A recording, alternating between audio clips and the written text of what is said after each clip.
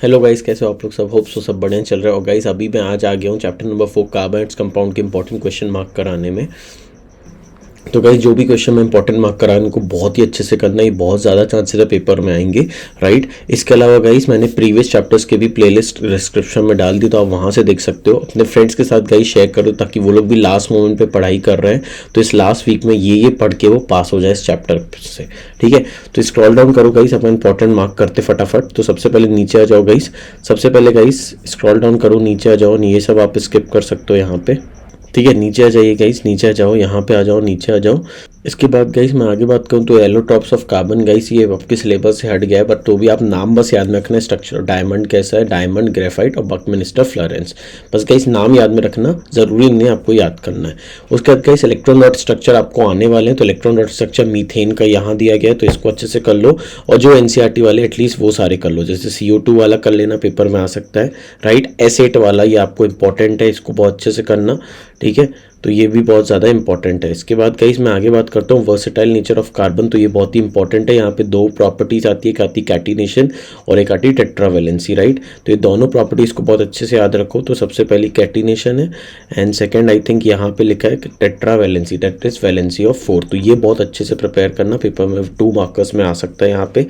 इसके बाद गाइस मैं आगे बात करूँ सैचुरेटेड अनसैचुरेटेड हाइड्रोकार्बन्स की, तो यहाँ पे देखो आपके पास इलेक्ट्रॉन डॉट स्ट्रक्चर इथेन का फिर से आ गया, तो आप ये अच्छे से प्रिपेयर कर सकते हो, ठीक है। इसके बाद गाइस नॉमेनक्लेचर तो आने ही वाला है, तो नॉमेनक्लेचर बहुत ध्यान से सीख लो। Methane, ethane, propane, butane, hexane, तो आई थिंक ये आपको बहुत ही ईजिली बनता होगा, राइट। इसमें गाइस आइसोमर्स भी आ सकते हो, तो आइसोमर्स भी अच्छे से करना मत भूलना, ठीक है। यहाँ पे आप देख सकते हैं साइक्लो स्ट्रक्चर्स भी है, साइक्लोहेक्सेन, तो साइक्लोहेक्सेन कैसा होता है, उसका कंप्लीट मॉलिक्यूल कैसा दिखता है, तो आपको ये पता होना चाहिए। गाइस बेंजीन अगेन ये वेरी इंपॉर्टेंट कंपाउंड है, बेंजीन आपको दिया गया है आपके एनसीईआरटी में भी, तो ये पेपर में पूछ सकता है वो C6H6 क्या होता है, ठीक है। इसके बाद गाइस नीचे आता हूँ, तो ये फंक्शनल ग्रुप है, फंक्शनल ग्रुप में भाई नॉमेनक्लेचर आने वाला है, तो इसको बहुत ही प्यार से करना, पक्का ही आने वाला है, ठीक है। इसके बाद गाइस मैं आगे बात करूँ होमोलोगस सीरीज, ये वाला जो पार्ट है ना इस चैप्टर का, ये अटमोस्ट इंपॉर्टेंट पार्ट है। इसकी कैरेक्टरिस्टिक्स भी आपको याद में रखनी है, तो 3 से 4 कैरेक्टरिस्टिक्स इसकी होमोलोगस सीरीज की याद रखना। क्वेश्चन आता है what are homologous series and give the characteristics of homologous series, right. तो 3-4 कैरेक्टरिस्टिक्स इसकी याद करके रखो कि होमोलोगस सीरीज कैसी दिखती हैं, राइट। उनके एग्जाम्पल सब कुछ प्रिपेयर करके रखो, ठीक है। ये टेबल अपने लिए सबसे ज़्यादा इंपॉर्टेंट है, जैसा मैंने आपको बोला ही है कि आपको नॉमेनक्लेचर इस पे आने वाला है, तो ये टेबल अपने लिए सबसे ज़्यादा इंपॉर्टेंट है। इसको तो बाय हार्ट याद कर ही लो, एक आ ही रही है, ठीक है। इसके बाद गाइस स्ट्रक्चर आइसोमर्स आ सकते हैं पेंटेन के बनाने, तो आप 3 के याद रखना, ब्यूटेन, पेंटेन और हेक्सेन के, ये 3 अपने लिए बहुत ज़्यादा इंपॉर्टेंट है। उसके बाद guys electron dot structure of again cyclopentane आपको पूछा गया, तो इसको अच्छे से करो, ठीक है। स्ट्रक्चर्स बनाने आएंगे तो ये अच्छे से कर लेना, और उसके बाद गाइस नेमिंग करने आने वाले आपको पता ही है, ठीक है।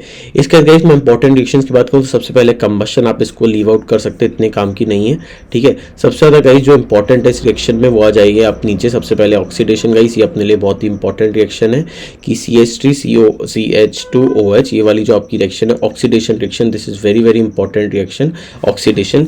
यहाँ पे गाइस ऑक्सीडेशन में क्या होता है, आप अल्कोहल से एसिड बनाते हो, तो आपको याद रखना है कौन से रिएजेंट आपने यूज करी है, या आइडेंटिफिकेशन में प्रॉब्लम्स में आते इस क्वेश्चन लाइक ABC आइडेंटिफाई करो, XYZ आइडेंटिफाई करो, राइट। वो इसको गायब कर देगा, इसको X बोल देगा, इसको गायब कर देगा, Y बोल देगा, ABC यहाँ पे डाल सकता है, तो ये आपको याद में रखनी है। नेक्स्ट रिएक्शन गाइस जो इंपॉर्टेंट है वो आपकी एडिशन रिएक्शन। एडिशन रिएक्शन बहुत ही सिंपल है। एडिशन रिएक्शन में आपको गाइस क्या करना है, बहुत ही सिंपल है कि आपने डबल बॉन्ड एक कंपाउंड लिया, ठीक है, और उसमें निकल कैटलिस्ट की प्रेजेंस में H2 में आपने उसको सिंगल बॉन्ड में कन्वर्ट कर दिया, तो ये आपका वेजिटेबल ऑयल से वेजिटेबल घी बनाने की प्रोसेस है, राइट। तो इसको बहुत ही अच्छे से प्रिपेयर करना है, इसको हाइड्रोजनेशन ऑफ वेजिटेबल ऑयल्स भी कहते हैं, तो इसको भी आप याद में रखो।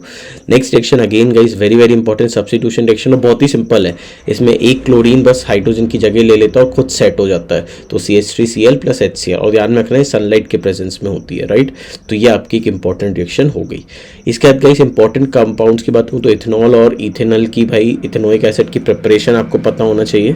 तो गाइस आपके पास 2 कंपाउंड्स है, इथेनॉल एंड इथेनोइक एसिड। अगर मैं इसकी बात करूँ तो सबसे पहले अगर बात करूँ तो रिएक्शन ऑफ इथेनॉल्स की आप बात करो, तो इसमें ये वाली अपने लिए सेकेंड वाली रिएक्शन इंपॉर्टेंट है कि भाई आपको अल्कोहल में जब मैं H2SO4 डालता हूँ तो वो एल्कीन बना देता है, राइट। तो ये आपको पेपर में आ सकते हो, फिर वो आगे दे देगा कि एल्कीन के साथ उसने फिर फर्दर निकल कैटलिस्ट के प्रेजेंस में एक एडिशन रिएक्शन करवा दो, तो एक्स वाई जेड आइडेंटिफाई करो, राइट। तो ऐसी प्रॉब्लम भाई पेपर में आ सकते तो इसलिए इनको बहुत ही प्यार से करो, ठीक है। इसके बाद गाइस मैं आगे बात करता हूँ इथेनोइक एसिड की। तो इथेनोइक एसिड के लिए गाइस ये वाली बहुत ही इंपॉर्टेंट रिएक्शन है, एस्टरिफिकेशन रिएक्शन। पेपर में चांसेस बहुत ज़्यादा इसके आने के कि भाई साहब आपका एसिड और इथेनॉल जब मिलता है तो आपका एक एस्टर कंपाउंड बनाता है प्लस वाटर। तो ये आप अच्छे से प्रिपेयर कर लेना एस्टर के बारे में, ठीक है। सेकेंड रिएक्शन गाइस आपकी ये वाली है जिसमें आप रिएक्शन करते हो बेस के साथ, तो ये भी बहुत ही सिंपल रिएक्शन है, तो इसमें ज़्यादा टाइम नहीं लगेगा। इसके बाद गाइस ये आपका जो फर्स्ट क्वेश्चन है बहुत ही इंपॉर्टेंट है कि आप कैसे अल्कोहल और एसिड को डिफरेंशिएट करोगे। तो गाइस ये वाला जो क्वेश्चन है इसको अच्छे से प्रिपेयर कर लेना है, पेपर में आ सकता है।